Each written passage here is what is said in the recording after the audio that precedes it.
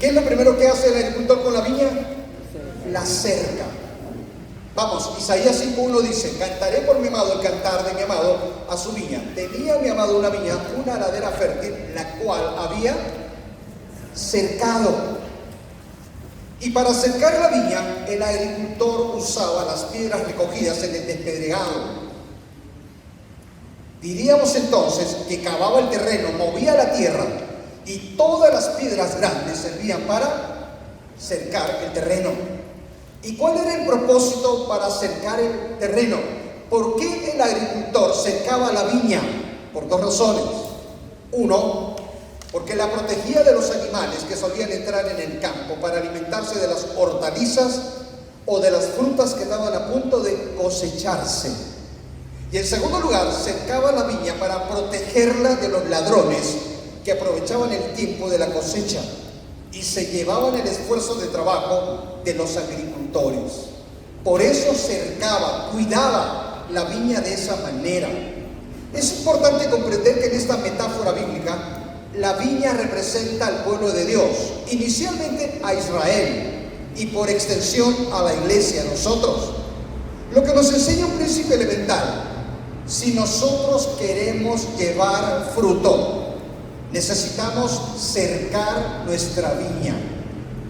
En buenos términos, necesitamos cuidar cada una de las áreas de nuestra vida. Necesitamos proteger cada una de las áreas de nuestra vida. ¿Y por qué?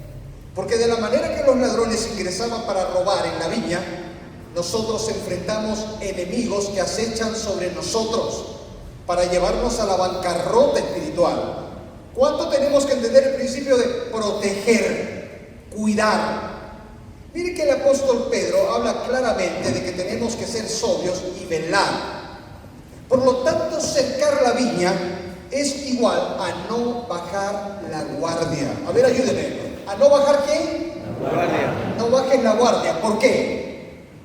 En el argot boxístico, tú sabes que cuando un boxeador está enfrentando a su contrincante, él tiene que tener la guardia arriba. De pronto, cuando baja la guardia, ¿qué es lo que ocurre? Se hace vulnerable y por supuesto muestra debilidades, y el enemigo sabrá dónde dar, donde se está descubriendo, donde se está desprotegiendo, y dará ahí. Por eso es importante proteger y cuidar nuestra vida en cada una de las áreas con los recursos que el Señor nos ha dejado en su palabra. Recuerda que la Biblia dice que las armas de nuestra milicia no son carnales, sino poderosas en Dios. Mire que el apóstol Pablo le hablaba a Timoteo con respecto a cercar, a cuidar, a proteger su vida, al punto que le dice claramente: ten cuidado de ti mismo. Le está diciendo: no bajes la guardia, tienes que protegerte, y tienes que proteger tu vida en todo el sentido del término, porque tenemos que tomar conciencia de que nosotros vivimos con áreas de vulnerabilidad. ¿Cuán consciente era el salmista cuando decía: sepa yo cuán frágil soy? ¿Estamos o no revestidos de fragilidades en la vida? ¿Somos o no seres humanos vulnerables?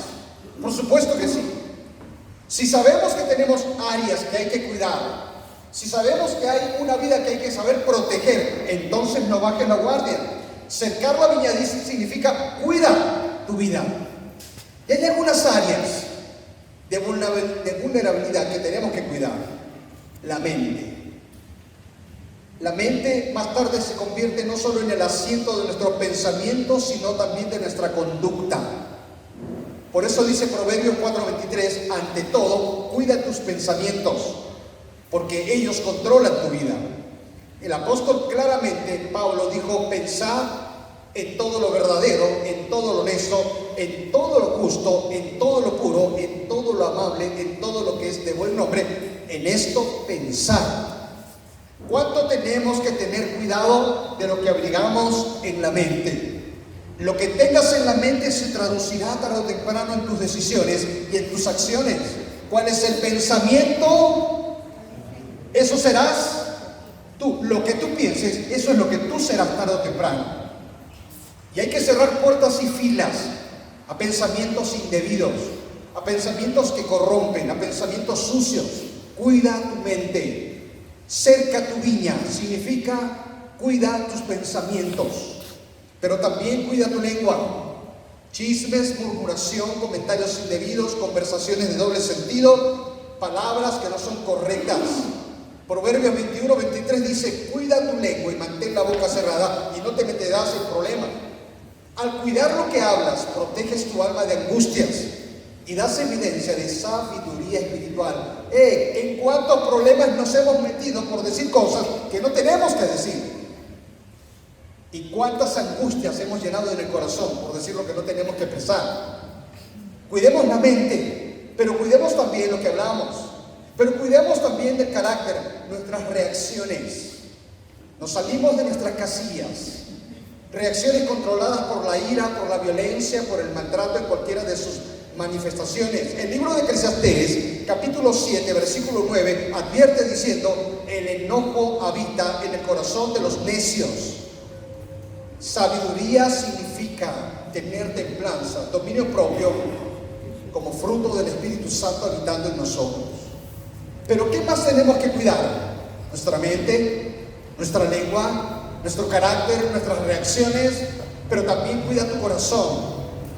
¿Qué abrigamos en el corazón? Motivaciones, intenciones. Y Jesús conocía bien lo que había en el corazón. Él habla, por ejemplo, de que podemos mirar a alguien y codiciar en el corazón. Y Jesús habla de un corazón que puede estar contaminado. Aún más, Proverbios dice esto, que creo que ustedes lo saben bien: sobre toda cosa guardada, ¿qué tienes que hacer? Cuida tu corazón. ¿Por qué tienes que cuidar tu corazón? Porque de él mana la vida. Porque el corazón también es el centro de los pensamientos, de las emociones y de las decisiones. ¿Y cuánto tenemos que entender cuando el profeta Jeremías en el capítulo 17, versículo 9 dice: engañoso es el corazón y perverso más que todas las cosas? Cuídalo, cuídalo. Ten una vigilancia constante de lo que hay en tu corazón, de los motivos, de las intenciones. Si nosotros queremos cercar nuestra viña, si queremos proteger nuestra viña, necesitamos entender estas verdades. No podemos pretender que la viña fructifique si está descuidada, si está desprotegida. ¿Cómo podemos entonces cuidar nuestra viña? Cuida tu vida espiritual. Día a día, ten un encuentro con Dios. Entra a la cámara secreta, a solas con tu Padre. Tus tiempos de oración con constancia. Escudriña las Escrituras de forma constante y disciplinada. ¿Cuán importante es eso? Protege tu vida, cércala. Cuidemos lo que vemos. Hoy estamos siendo bombardeados con un sinfín de imágenes en televisión, en internet, en las plataformas digitales. Allí están. Entonces, continuamente estamos siendo bombardeados con situaciones que pueden afectar nuestra vida. Cuidemos lo que vemos. ¿Por qué vino el quebranto espiritual en la vida de David? ¿Dónde comenzó la caída de David? Precisamente en lo que vio y distorsionó. Lo pueden mirar en 1 Samuel capítulo 11. Cuidemos lo que vemos, cuidemos los motivos del corazón. Si hay algo que sabes que no se arregló, arréglalo. Si hay algo que te hirió, que te afectó, pues haz frente a la situación, pero no guardes cosas que más tarde te pueden afectar. Hay que cuidar lo que vemos. Hay que cuidar las motivaciones del corazón, hay que cuidar lo que hablamos, como lo hemos dicho hace un momento. Todo lo que significa cercar la viña significa cuidar la vida en su totalidad y cuidar las áreas vulnerables de nuestra vida. Historia famosa, conocida, épica. ¿Por qué perdió la batalla Aquiles? A ver si conocemos un poquito de historia épica. Porque fue a la batalla, pero hay algo que tenía descubierto. Estaba tan bien vestido, pero algo había desprotegido. ¿Y a dónde apuntó el enemigo? Al área desprotegida, al área descubierta. Delante del Señor, tú sabes cuáles son tus áreas de mayor vulnerabilidad y debilidad. ¿Y qué tienes que hacer? Cuida y cerca tu viña. Cercar significa protege, cuida. Aquello que tú sabes que necesitas cada día poner delante del Señor. Pero mira lo segundo que había hecho el agricultor. Para que la viña pueda fructificar, tienes que protegerla, tienes que cuidarla. En segundo lugar, ¿qué hace el agricultor? Número 2, ¿qué significa despedregar? Isaías 5:2. A ver si me ayuda. Despedregar, ¿qué significa? Quita las piedras. ¿Y por qué se tiene que quitar las piedras? ¿Cuál es el propósito? ¿Por qué? ¿Por qué es necesario quitar las piedras? Es necesario despedregar el terreno, porque de lo contrario la fructificación se verá afectada. ¿Estamos entendiendo eso? Mientras haya piedras, no habrá posibilidad de que la semilla pueda germinar y más tarde dar fruto. ¿Quieres un ejemplo de esto? La parábola del sembrador dicha por Cristo. Dijo que la semilla que cayó en pedregales, entre piedras, brotó pronto, pero salido el sol se quemó, pero no tuvo raíz, se secó. ¿Qué cosa impidió que la semilla pueda crecer? Las piedras. Las piedras impiden la fructificación. Es necesario quitarlas. Si queremos tener una vida y un ministerio que fructifique, tenemos que aprender a quitar las piedras del camino. ¿Cuáles pueden ser algunas piedras que hay que quitar? Te voy a dar algunas piedras. 1, la piedra del rencor en el corazón. El autor de los Hebreos dice: seguid la paz con todos. Y más adelante dice Hebreos 12, 14, 15: mirad bien, ojo, pestaña y ceja, mirad bien. No sea que haya alguno que deje de alcanzar la gracia de Dios, que se haya en ellos alguna raíz de amargura, de rencor, y por causa del rencor y la amargura, esto les estorbe. Y no solamente te estorbará, contaminarás a los demás, dice. Miren la palabra estorbar. ¿Qué cosa es lo que estorba y que no te deja fructificar según el texto de Hebreos? La amargura. Y la palabra amargura es sinónimo de rencor. Mientras haya sentimientos asociados al rencor y a la falta de perdón, no esperes fructificar. Una maravillosa historia es la de José, el hijo de Jacob. ¿Te acuerdas todo lo que vivió José? Ustedes me van a ayudar ahora. A ver, número 1, ¿qué vivió José? José, dame los momentos difíciles que vivió José. Número 1, ¿qué le hicieron? Primero, lo odiaban, ¿verdad? Le tenían envidia. Segundo, tercero, lo envidiaban, lo odiaban, deseos de matarlo, lo quisieron desaparecer, le hicieron una y mil cosas. Yo diría que este José tenía argumentos para odiar a sus hermanos, ¿sí o no? Por supuesto que sí. Con todo lo que le hicieron, lo maltrataron físicamente y etcétera, etcétera. Cuando José se convierte en el segundo después de Faraón, José se da a conocer a los hermanos y los perdona. No les recuerda todo lo que le habían hecho. No, muchachos, ustedes se portaron mal conmigo. Ahora se las verán. Ahora tomaré venganza. Ustedes me pegaron. Ustedes me acusaron. Me difamaron. Ustedes me lanzaron en un pozo. Ustedes me vendieron. Me privaron de tener que vivir con mi papá. Más de 17 años. Ustedes me hicieron una de mis cosas. Estoy herido profundamente. Tengo razones para odiarlos. Nada de esto dijo. Simplemente dijo: ustedes pensaron mal, pero Dios lo encaminó todo para bien. Tranquilos. Estaba perdonándolos. Miren que casi al final de la historia de José, él tiene 2 hijos.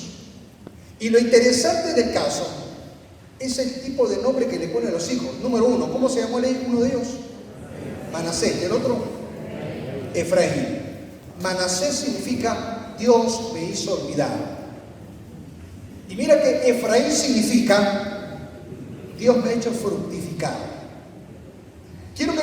poco el orden, que no es mera casualidad. Para fructificar, antes tuvo ¿qué? El nombre de los hijos. El primero significa Dios me hizo olvidar. Y el segundo significa Dios me ha hecho fructificar. Para fructificar, ¿qué es lo primero que tuvo que ocurrir? Olvidar. Y esto es interesante. Él no cargó sobre sus hombros los rencores. A pesar que pudo tener justificación para odiar. No. Perdonar puede significar olvidar. Perdonar puede significar enterrar algo, no acordarte más. Aunque puedas tener el dolor, aunque puedas experimentar sensaciones y mezcla de sentimientos. Dios me hizo olvidar. Pero significa que ya no recuerdas con dolor, ya no recuerdas con odio. Puedes tener el recuerdo, pero está allí. Pero ya no hay odios, ya no hay rencores, ya no hay deseos de ninguna manera de amargura y de venganza. Cuando Dios te enseña el principio del perdón y del olvido, es cuando estarás listo para que puedas llevar fruto y más fruto. Se requiere quitar las piedras, como la piedra del rencor. Se requiere entonces quitar la piedra de ese carácter descontrolado, odios en el corazón. Uno se está airando, no tiene dominio propio. Se requiere quitar la piedra de la mentira en el corazón. ¿Cuántos ejemplos en la Biblia de hombres y mujeres que sembraron mentira y cosecharon desconfianza? Jacob y Labán, ¿te acuerdas? Estos eran mentirosos. Este era Jacob y Labán. Era precisamente la historia de familias envueltas en mentira tras mentiras. Labán lo engañó a Jacob por más de 20 años, haciéndolo trabajar, pero lo dejó con las manos vacías. Y Jacob engañó al suegro, tomando el ganado y las crías manchadas y salpicadas, como dice la Biblia. Ahí está. Las mentiras fueron parte de la familia, y cada vez más que cuando las mentiras son parte de la familia, la desconfianza cada vez más abre brechas. Quiero decirte algo. Si viviéramos en el país de Pinocho, toda vez que tuviéramos que mentir, ¿qué nos ocurriría? ¿Te imaginas si viviéramos en el país de Pinocho? ¿Mentiríamos? Inmediatamente sabemos lo que va a ocurrir. La Biblia dice, tienes que desechar la mentira y hablar la verdad. Porque nada podemos contra la verdad sino por la verdad. La mentira siempre va a agrietar relaciones y generar desconfianza. Tenemos que despojarnos y quitar la mentira del rencor. La mentira del carácter, la piedra, del carácter descontrolado, la piedra de la mentira, la piedra de la gritería, de la maledicencia, la piedra de las obras de la carne. Y manifiestas son las obras de la carne, que son adulterio, fornicación, inmundicia, lascivia, idolatría, hechicería, enemistad, pleitos, celos, iras, contiendas, disensiones, herejías, envidias, homicidios, borracheras y orgías, y cosas semejantes a esta, acerca de los cuales os amonesto, como ya os lo he dicho antes, que los que practican tales cosas no solamente no fructificarán, sino no heredarán el reino de Dios. ¿Estamos entendiendo esto? ¿Qué clase de piedra no me está dejando avanzar? ¿Qué tipo de piedra tengo que identificar que no me está dejando fructificar? Probablemente tengamos que enfrentar y quitar la piedra de la pereza espiritual. Hemos dejado de orar, buscar al Señor. La pereza, la desidia, la negligencia espiritual se ha convertido en el común denominador de mi caminar con el Señor. Cuando Cristo llama a los discípulos a orar en el Getsemaní y luego regresa, ¿cómo los encontró? Durmiendo. Vamos, dile al que está al lado, no te duermas. Te estoy viendo. Ok, no te duermas.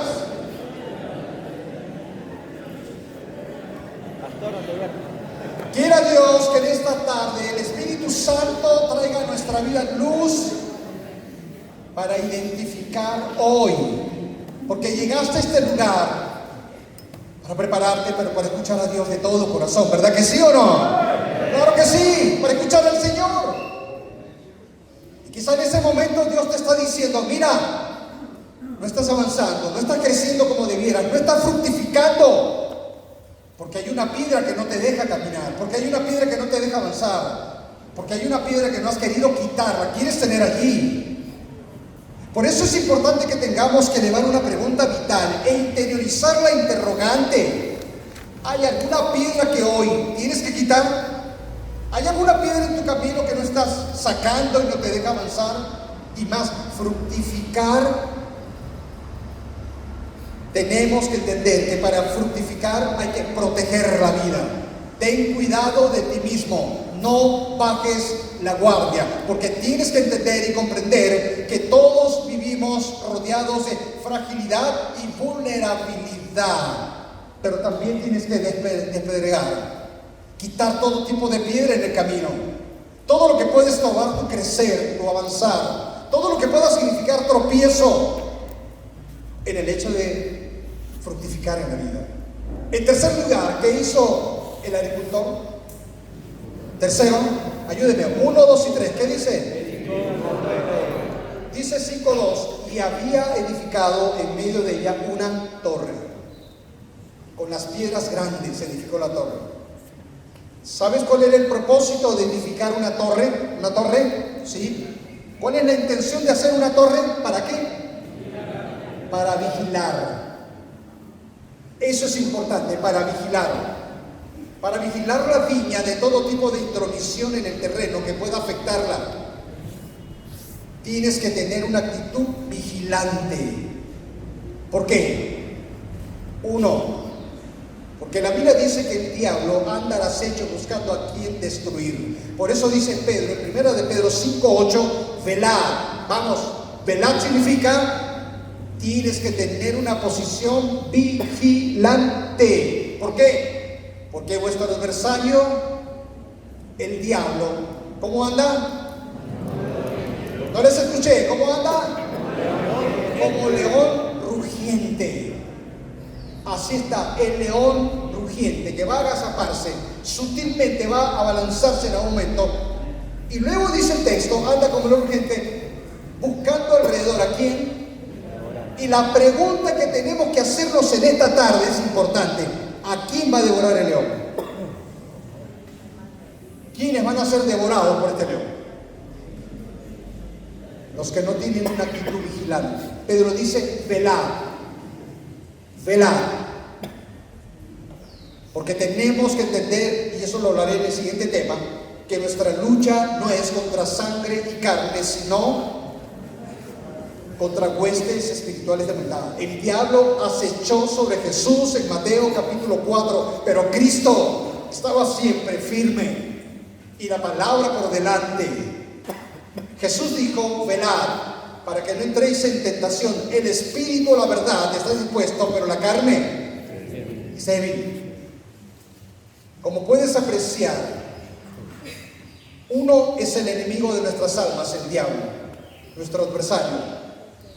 Es enemigo externo, pero otro de los enemigos internos que tenemos es nuestra propia naturaleza caída, nuestra propia carne, que nos lleva a hacer lo que no debemos hacer.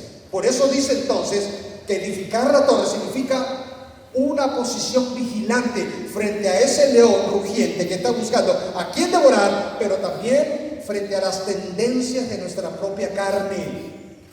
El primer enemigo que enfrentamos no siempre es Satanás, sino nosotros mismos, con esa naturaleza caída. Pablo decía, porque el bien que quiero hacer no hago, y el mal que no quiero hacer, eso hago. ¿Por qué? Porque entiendo que el mal mora en mí. Velar entonces significa no bajar la guardia, tener una actitud vigilante porque enfrentas a un enemigo. Tiene también la connotación de no desmayar, de pelear la buena batalla. Si pusiste tu mano en el arado y miras atrás, dijo Cristo, no es digno de mí. El autor a los Hebreos dice, no somos de los que retroceden. Pablo dice, olvidando lo que queda atrás, pero me extiendo a lo que está hacia adelante. Velar significa no desmayar, significa perseverar peleando la buena batalla. Pero velar también tiene el sentido de mantenernos vigilantes si creemos que Cristo viene por segunda vez. ¿Tú lo crees? Y entonces, si sabes que Cristo viene por segunda vez, ¿Cómo tienes que vivir en la vida? Con una actitud vigilante, como las vírgenes, con las lámparas llenas de aceite, ardiendo en fuego espiritual para el Señor, mientras que otros pueden estar apagados, evidenciando negligencia, viviendo confiados en sí mismos y aferrados a las cosas del mundo, descuidados. Y no se dan cuenta o no han escuchado cuando Cristo dijo: velad, porque no sabes el día ni la hora en que el Hijo del Hombre ha de venir. Porque en la vida encontramos a dos tipos de personas: los que velan, los que tienen las lámparas encendidas, pero también los que están con las lámparas apagadas. Edificar la torre significa una posición vigilante, porque tienes un enemigo que está acechando, porque batallamos con nuestra propia naturaleza, porque Cristo viene por segunda vez y nos llama a velar. Él viene pronto. ¿Cuántos lo creen? Él está cerca. Su retorno es inminente. Y en último lugar, ¿qué hizo el agricultor? Edificó un lagar. Isaías 5:2. Había también hecho en ella un lagar. ¿Qué cosa era un lagar? El lagar era hecho de piedra. Era una especie de tina muy grande, una tina, me dejo entender con esto de tina, ¿sí? Muy grande, hecho de piedra, con el propósito de llevar las uvas. Tiraban las uvas en el lagar para luego pisarlas. Y luego de pisarlas extraían el jugo para la elaboración del vino. Quiere decir que no hay jugo de uva si no hay, ¿qué cosa? Si no hay pisado. Para que haya jugo tiene que haber pisado. ¿Cuán importante es entender esto? ¿Cuán vital es comprender esto del lagar? En el lagar se pisaban las uvas. En el lagar se trituraban las uvas con la intención de que el jugo pueda salir y más tarde procesar el vino. ¿Qué quiere decir todo esto del lagar? Quiere decir que no habrá la manifestación plena de Cristo en nosotros si no pasamos por un proceso de quebrantamiento. Digan conmigo: quebrantamiento. Quebrantamiento. Una vez más, ¿cómo? Quebrantamiento. Quebrantamiento. Si el grano de trigo cae a tierra y no muere, no puede llevar fruto. Para que llegue fruto, ¿qué tiene que pasar con el grano? Las paradojas del Evangelio. Solo podemos evidenciar la vida de Cristo cuando morimos.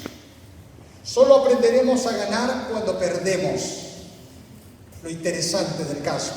Una vez más, las paradojas del Evangelio, el quebrantamiento. A nadie nos encanta pasar por procesos de quebrantamiento.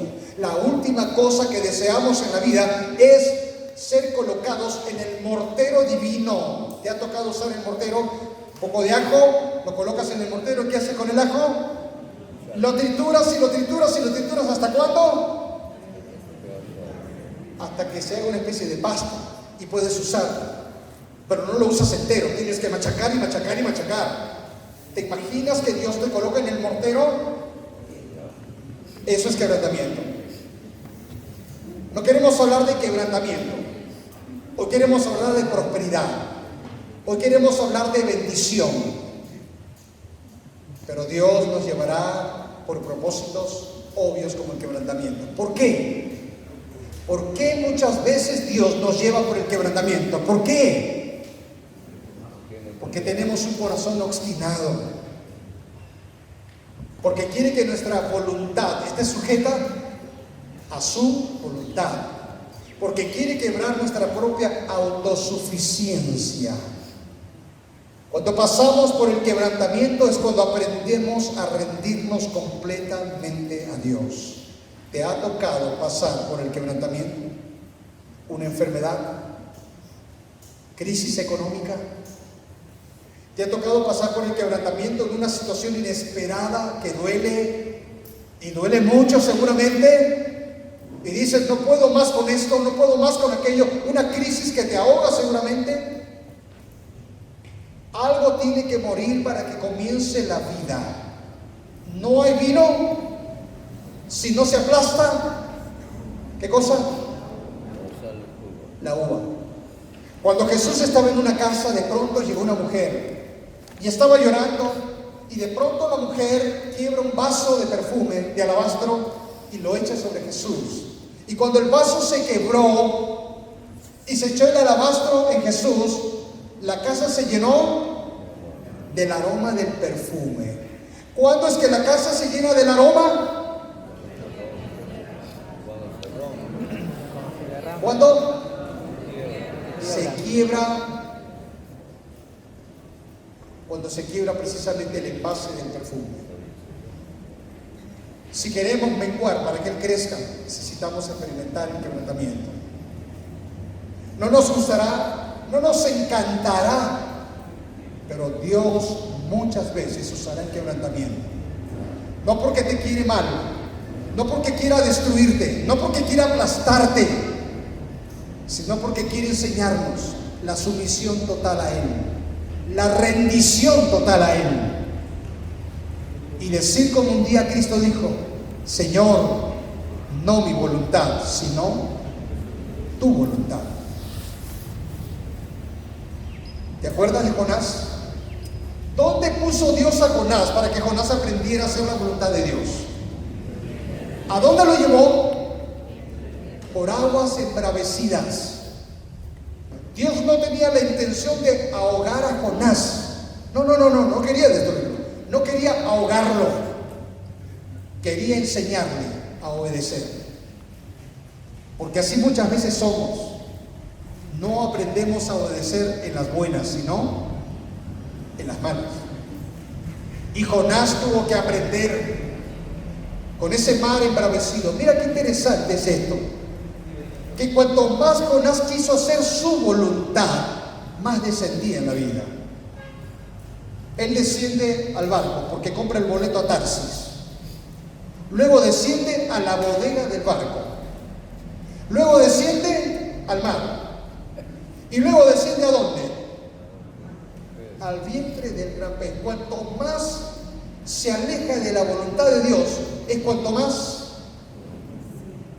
desciende en la vida. El quebrantamiento será necesario para decir un día lo que Pablo dijo: ya no vivo yo, sino Cristo en mí. Pablo lo dijo cuando estaba pasando por un momento difícil, estaba siendo quebrantado, estaba preso, estaba pasando la ignominia, la vergüenza, el rechazo por causa del Evangelio. Quiero terminar. Es que en la hay solo hay dos cosas a entender: o fructificamos o dejamos de dar fruto. No hay término medio. O crecemos o decrecemos. Avanzamos o nos estancamos. Nos multiplicamos o quedamos paralizados. Cristo dijo: el que permanece en mí. ¿Dónde está la clave? Una vez más, ¿dónde está el secreto? Necesitamos volvernos a Él. Permíteme elevarte una pregunta que me la he tenido que hacer a mí mismo. ¿Hay algo en tu vida que está impidiendo que lleves fruto? ¿Te das cuenta que has dejado de tener una posición de vigilancia espiritual? ¿Te has dado cuenta que hay piedras que no has quitado del camino todavía? O probablemente te has dado cuenta que Dios te puede llevar por un proceso de quebrantamiento del que te resistes. Estamos fructificando en términos de crecer y madurez espiritual y reproduciendo nuestro liderazgo en otros. El llamado es aquello a lo que Cristo dijo: llevar fruto, más fruto y mucho fruto.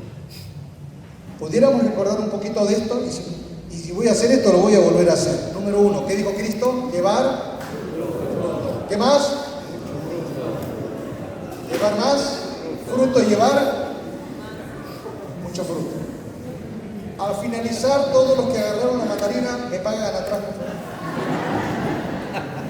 Quiero pedirles que se pongan de pie un momentito. Vamos a ponernos de pie.